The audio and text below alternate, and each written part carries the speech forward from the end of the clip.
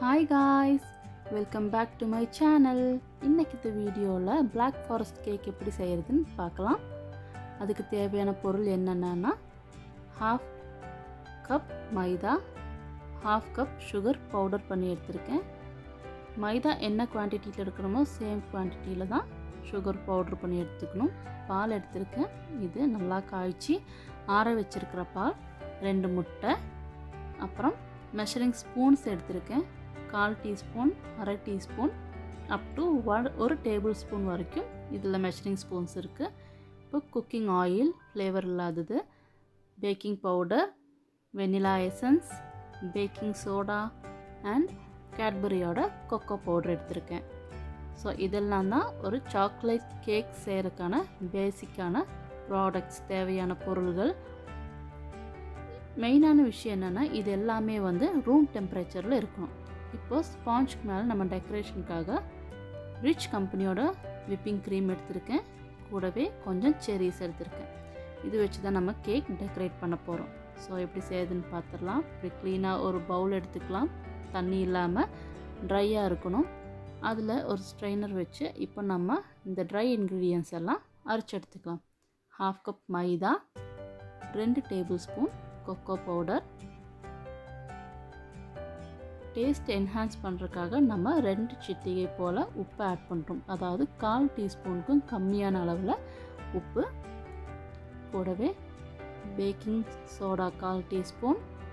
இதில் packing soda and baking powder தான் நம்மளோட கேக் நல்லா ஸ்மூத்தன் பண்ணி கொடுக்க போகுது.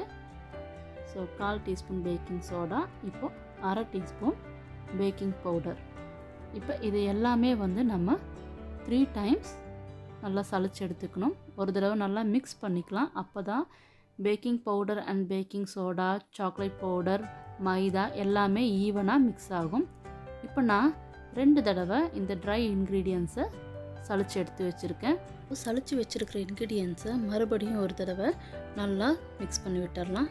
இப்போ நான் நல்லா க்ளீனாக ட்ரையான ஒரு பவுல் எடுத்திருக்கேன். இதில் 2 எடுத்து வச்சுருக்கிற 2 எக்கு ஆட் பண்ணிடலாம். நான் இங்கே ஒரு எலக்ட்ரிக் பீட்டர் எடுத்திருக்கேன். இந்த எலக்ட்ரிக் பீட்டர் வச்சு இந்த எக்கு நம்ம பீட் பண்ணி எடுக்க போகிறோம். 5 மினிட்ஸ் நல்லா ஃப்ளஃபி ஆகிற வரைக்கும் இந்த எக்கை நம்ம பீட் பண்ணி எடுத்துடலாம். ஸோ இப்போது எக்கு பார்த்திங்கன்னா நல்லா பீட் பண்ணி எடுத்தாச்சு. இது கூட இப்போது அந்த பவுடர் பண்ணி வச்சுருக்கிற சுகரை கொஞ்சம் கொஞ்சமாக ஆட் பண்ண போகிறோம். ஒரே டைமில் ஃபுல்லாக போட்டுறக்கூடாதுங்க. ஸோ நீங்கள் 2 டைம்ஸ் இல்லை 3 டைம்ஸாக ஸ்ப்ளிட் பண்ணி இந்த சுகரை ஆட் பண்ணி நல்ல க்ரீமியான கன்சிஸ்டன்சி வர்ற வரைக்கும் பீட்டரில் பீட் பண்ணி எடுத்துடலாம். ஸோ நம்ம இதுக்கு பீட்ரு தான் யூஸ் பண்ணோங்கிற எந்த கம்பல்ஷனும் கிடையாது. நம்மக்கிட்ட விஸ்கோ அப்படி கூட வச்சு நம்ம இந்த எக் மிக்ஸ்சர் ரெடி பண்ணிக்கலாம். ஸோ பீட்டரில் பண்ணிங்கன்னா இன்னுமே நல்லா ஃப்ளஃபியாக வந்துடும். இந்த எக்கோட ஸ்மெல் போகிறதுக்காக தான் இப்போது 1 டீஸ்பூன் வெனிலா எசன்ஸ் ஆட் பண்ணுறேன். ஸோ வெனிலா எசன்ஸ் ஆட் பண்ணி மறுபடியும் நல்லா ஒரு தடவை நம்ம ஒரு 10 செகண்ட்ஸ் பீட் பண்ணி எடுத்துக்கலாம். ஸோ நல்லா 10 செகண்ட்ஸ் பீட் ஆனதும் இப்போ எடுத்து வச்சுருக்கிற வெஜிடபிள் ஆயில்ஸ் இதில் ஆட் பண்ண போகிறேன். இப்போ 50 ml ஆயில் எடுத்திருக்கேன். அதை இதில் ஆட் பண்ணி ஒரு 30 செகண்ட்ஸ் போல் நம்ம பீட் பண்ணி எடுத்துக்கலாம். அதுக்கு மேலே பீட் பண்ணக்கூடாதுங்க. ஏன்னா அந்த மிக்சர் ரொம்ப லூஸ் ஆயிரும். இப்போ பாருங்கள் 30 செகண்ட்ஸ் நான் பீட் பண்ணி எடுத்துட்டேன். இப்போ இதில் இந்த ட்ரை இன்க்ரீடியன்ட்ஸ் அதே போல் கொஞ்சம் கொஞ்சமாக ஆட் பண்ணி நம்ம மிக்ஸ் பண்ணி எடுக்கணும். இப்போ அதில் நான் ஒரு பார்ட் ஆட் பண்ணியாச்சு. ஸோ அப்படியே ரொம்ப ஸ்லோவாக ஸ்மூத்தாக மிக்ஸ் பண்ணி எடுக்கணும். ரொம்ப ஃபாஸ்ட்டாக ஹார்டாக நம்ம மிக்ஸ் பண்ணக்கூடாது. அது கேக் ஹார்டாகிறதுக்கான சான்ஸ் இருக்குது. ஸோ இப்போ பால் அதே மாதிரி 3 போர்ஷன்ஸாக பிரித்து பால் கொஞ்சம் ஆட் பண்ணுறேன். அகெயின் ஸ்லோவாக மிக்ஸ் பண்ணிக்கிறேன். திருப்பி நான் பேலன்ஸ் இருக்கிற பவுட்ரு ஆட் பண்ணுறேன். ஸோ அதுவும் பாலும் ஆட் பண்ணி மறுபடியும் மிக்ஸ் பண்ணிக்கிறேன். ஸோ இப்போ நல்லா மிக்ஸ் பண்ணியாச்சு. பாருங்கள், இந்த கன்சிஸ்டன்சிக்கு நம்மளோட கேக் பேட்டர் ரெடியாக இருக்கணும். ரொம்ப லூஸாக இல்லாமல் இந்த கன்சிஸ்டன்சிக்கு நம்மளோட மிக்ஸ் ரெடி பண்ணி வச்சுருக்கோம். இப்போ ஓவன் வந்து நம்ம ப்ரீ ஹீட் பண்ணிடலாம். 200 டிகிரி செல்சியஸில் both up and down heating element on பண்ணியிருக்கேன். 10 மினிட்ஸ் ப்ரீ ஹீட் பண்ணுறதுக்காக செட் பண்ணியிருக்கேன். ஸோ இப்போது இந்த ஓவன் ப்ரீ ஹீட் ஆகிடட்டும். இந்த டைமில் நான் இங்கே 6 இன்ச் பேன் எடுத்திருக்கேன். இதில் கொஞ்சம் போல் ஆயில் விட்டு நல்லா எல்லா சைட்ஸும் ப்ரஷ் பண்ணி விட போகிறேன். இப்போது இந்த டின்னில் எல்லா சைட்ஸும் ஆயில் அப்ளை பண்ணியாச்சு. 1 டீஸ்பூன் மைதா எடுத்திருக்கேன். அதை ஃபுல்லாக இந்த பேன் ஃபுல்லாக நம்ம டஸ்ட் பண்ணி எடுத்துக்க போகிறோம்.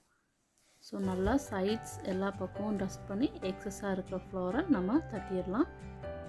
இந்த மிக்ஸை வந்து நம்ம அந்த கேக் பேனில் ஊற்றிடலாம். ஸோ இந்த கன்சிஸ்டன்சி இவ்வளோ திக்னஸோடு இருக்கணும், ரொம்ப லூஸாக இருக்கக்கூடாது. நல்லா ஃபுல் இதுவும் நம்ம வந்து இதில் ஊற்றிட்டு நல்லா 2 டைம்ஸ் டேப் பண்ணி கொடுத்துடலாம்.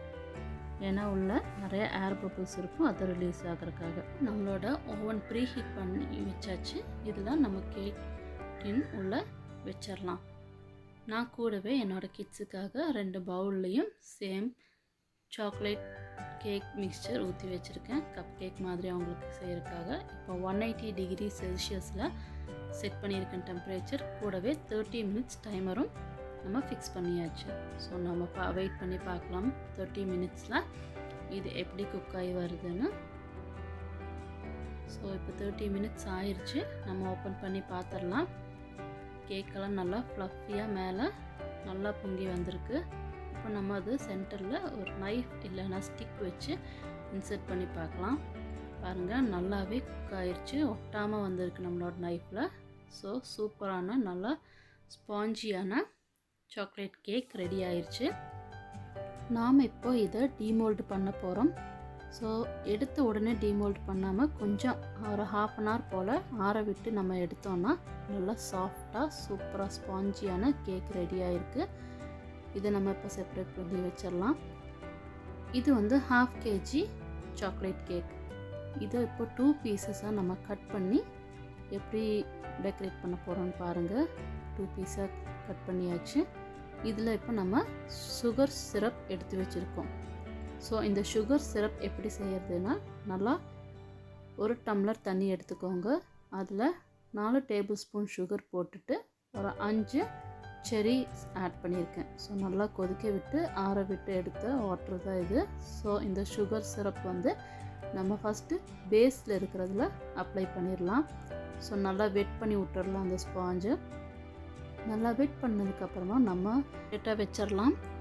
இப்போது விப்பிங் க்ரீம் பீட் பண்ணுறதுக்காக கிளாஸ் பவுல், எக் பீட்டரோட பிளேட்ஸ் ரெண்டுமே வந்து நல்லா ஃப்ரீசரில் 2 hours வச்சு நல்லா சில் பண்ணி எடுத்து வச்சுருக்கேன். இந்த பவுலில் க்ளீன் பவுல் எடுத்துக்கலாம். அது வந்து சுத்தமாக வாட்டரெல்லாம் இருக்கக்கூடாது. அதில் இப்போது 1 கப்பு விப்பிங் க்ரீம் நான் ஆட் பண்ணுறேன். ஆட் பண்ணி 1 டேபிள் ஸ்பூன் சுகர் போட்டுக்கிறேன். பவுடர்ட் சுகர் ஆட் பண்ணிவிட்டு இப்போ நம்ம பீட்டரை யூஸ் பண்ணி நல்லா இதை பீட் பண்ணி எடுக்க போகிறோம். ஸோ ஃபஸ்ட்டு நம்பர் 1 ஸ்பீடில் வச்சு ஒரு 3 மினிட்ஸ் போல் நல்லா பீட் பண்ணிக்கலாம். கொஞ்சம் கொஞ்சமாக ஸ்பீட் இன்க்ரீஸ் பண்ணி எகெயின் ஒரு 5 மினிட்ஸ் போல் நம்ம ஸ்பீட் பண்ணிகிட்டு இருந்தால் செகண்ட் ஸ்டேஜில் எப்படி இருக்கும், நம்மளோட ஃபைனல் ஸ்டேஜாக விப்பிங் க்ரீம் நல்லா திக்காக ரெடி ஆயிடுச்சுங்க. இப்போ க்ரீமோட கன்சிஸ்டன்சி பார்த்திங்கன்னா நம்ம பவுல் இப்படி திருப்பி வச்சாலும் பவுலிருந்து கீழே விழுகாது. இதுதான் நம்ம க்ரீமோட கன்சிஸ்டன்சி. இப்போ இந்த க்ரீமை நம்ம கொஞ்சம் கொஞ்சமாக எடுத்து நம்ம சுகர் சிரப் போட்டு வச்சுருக்கிற அந்த பீஸில் போட்டு நல்லா ஸ்மூத்தாக நம்ம இதை அது மேலே அப்ளை பண்ண போகிறோம். ஸோ கம்ப்ளீட்டாக அப்ளை பண்ணிட்டோம். இதுக்கு மேலே இன்னும் கொஞ்சம் டேஸ்ட்டுக்காக நான் ஹெர்ஷீஸோட சாக்லேட் சிரப் ஆட் பண்ணுறேன். இதுதான் போடணும் இல்லைங்க, நீங்கள் உங்கள் விருப்பத்துக்கு ஏற்ற மாதிரி சாக்லேட் வந்து துருவி போட்டுக்கலாம். இல்லைன்னா ப்ளம்ஸ் இருக்குது இல்லைங்களா, இந்த செரிஸ் வந்து சின்ன சின்ன பீசஸாக கட் பண்ணி போட்டுக்கலாம். அது நம்மளோட விருப்பத்துக்கு தகுந்த மாதிரி டேஸ்ட்டுக்கு தகுந்த மாதிரி போட்டுக்கலாம். இப்போ நெக்ஸ்ட் நான் செகண்ட் லேயருக்கான கேக் வச்சிடுறேன். இதையுமே வந்து சுகர் சிரப் ஆட் பண்ணி நல்லா கம்ப்ளீட்டாக வெட் பண்ணிடுறேன். ஸோ இந்த சுகர் சிரப் ஆட் பண்ணும்போது நம்மளோட கேக் இன்னுமே வந்து ரொம்ப ஜூஸியாக இருக்குங்க, நல்லா டேஸ்ட்டாக இருக்கும். ஸோ செகண்ட் லேயர் வச்சுட்டு அதுக்கு மேலேயும் நம்ம க்ரீம் போட்டு ஃபுல்லாக அந்த கேக் கம்ப்ளீட்டாக கவர் பண்ணி எடுக்க போகிறோம். இந்த க்ரீம் நம்ம அப்ளை பண்ணும்போது ரொம்ப பொறுமையாக அப்ளை பண்ணுங்க. ரொம்ப ஸ்மூத்தாக ஹேண்டில் பண்ணணும். அப்போ தான் நமக்கு நல்லா நீட்டாக கவர் ஆகி வரும். இப்போ நான் வந்து க்ரம் கோட்டிங் பண்ணியிருக்கேன். அதாவது ஃபஸ்ட் ஸ்டெப்பில் க்ரீம் போட்டு கம்ப்ளீட்டாக பண்ணியிருக்கேன். இதை வந்து ஒரு 1/2 அன் ஹவர் ஃப்ரிட்ஜில் வச்சுட்டு இப்போ எடுத்திருக்கேன். இதை வந்து நான் கேக் போர்டில் ட்ரான்ஸ்ஃபர் பண்ணுறேன். இதுக்கு மேலே நான் செகண்ட் லேயர் விப்பிங் க்ரீம் போட்டு கோட்டிங் பண்ணி முடிச்சுட்டேங்க. ஸோ சைட்லெல்லாம் வந்து நம்ம கிரேட் பண்ணி வச்சுருக்கிற துருவி வச்சுருக்கிற சாக்லேட்ஸை நான் அப்ளை பண்ணுறேன். ஸோ பாருங்கள், இப்படி கொஞ்சம் கொஞ்சமாக நான் ரொட்டேட் பண்ணி ஃபுல்லாக சாக்லேட்ஸால் துருவி வச்சுருக்கிற சாக்லேட்ஸால் அப்ளை பண்ணி முடிச்சுட்டேன். இப்போ நம்ம மீதி இருக்கிற இந்த விப்பிங் க்ரீமை வந்து நான் ஒரு பைப்பிங் பேக்கில் போட்டுறேன். இப்போ நான் ஒரு நார்மலான ஸ்டார் டைப் நாசில் போட்டிருக்கேன். இதை வச்சு ஒரு சிம்பிள் டிசைன்ஸ் ஆஸ் யூஷுவலாக இருக்கிற மாதிரியே கேக் மேலே நான் ட்ரா பண்ணிக்கிறேன். ஸோ கேக் மேலேயும் கீழே கேக்கோட சைடில் பார்டர்ஸ்லேயும் இந்த டிசைன் அப்ளை பண்ண போகிறேன். கீழே இருக்கிற எக்ஸஸாக இருந்த சாக்லேட் பவுடர்ஸ் எல்லாம் எடுத்து ஃபைனல் ஸ்டேஜ் வந்தாச்சு. நம்மளோட ஜூஸியான பிளாக் ஃபாரஸ்ட் கேக் ரெடி ஆயிடுச்சு. கண்டிப்பாக உங்களுக்கு பிடிச்சிருந்தா சப்ஸ்கிரைப் பண்ணுங்கள், லைக் பண்ணுங்கள், ஷேர் பண்ணுங்கள். Stay home, stay healthy.